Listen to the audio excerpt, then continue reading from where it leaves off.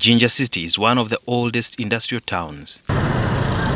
It has a population of 300,000 people. It is also a tourist town due to the features like the source of the Nile. However, in the last 1 month, the city has been in the news for demonstrations over the rising food prices. The first one was at the beginning of July, followed by that on 25th July.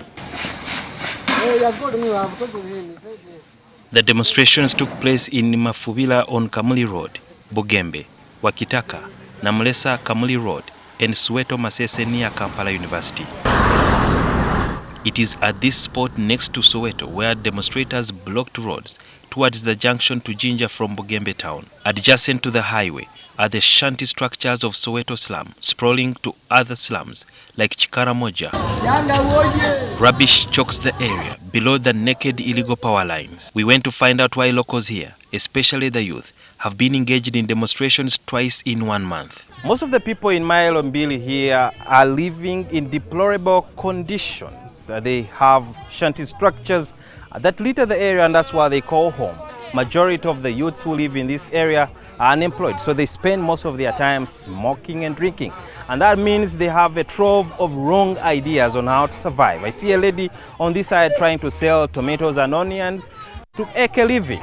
The children are not going to school because the parents cannot afford school fees. In the past, FDC leader Dr. Chiza Besigye was calling upon the entire public to demonstrate the rising food prices. So could this be the reason as to why the youths in this area have taken it to the streets twice, or they are taking advantage of the situation?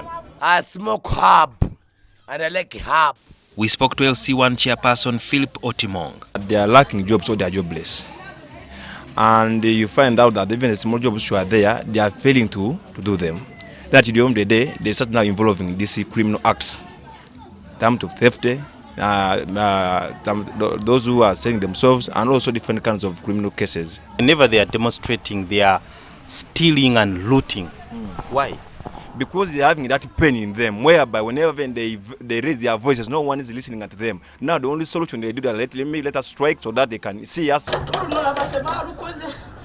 Some of the residents here say the rising cost of living has pushed many into crime. Yes, they broke my house, but I don't have anything. Yes, because I'm suffering with my baby. I'm not working. This explains the level of desperation and uncertainty that the people here grapple with. During the first demonstration, 61 people were arrested according to Chira police. They were taken to court and then remanded. So offenses, including taking part in unlawful assembly, robbing people's properties, damaging, malicious damage, destroying roads, the public roads. On Wednesday night, police rounded up 95 people. But out of 95, we have to screen. And then the remaining number definitely will be taken to court, like we have done previously. You get it? Then another fact. This is a fact. By law, it's not an opinion. We don't need to debate it even. Police can arrest you day, night, anywhere, as long as there is reasonable cause for that.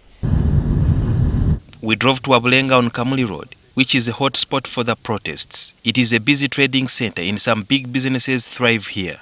We asked the local council officials there why there had been numerous protests here. This situation is coming because the things goes what? Up. So I don't have anything because I know one thing, that we have more leaders. By those leaders, they don't come to say this and this and this. This situation has happened twice in this, almost in the same areas. Someone would say maybe it's a weakness of police. You could have sensed all that using intelligence and averted it from happening. What could be the problem? That is an assumption. There is no weakness. This is what we have done. We have deployed. We are doing joint patrols with the sister forces UPDF. Our officers are patrolling on pickups. We have the intelligence arm who are dressed like you. They're on the ground.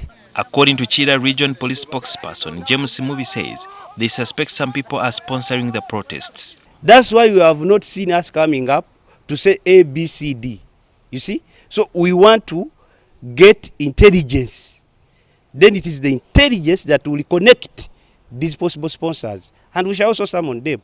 And it doesn't matter of your status in society, we shall summon you.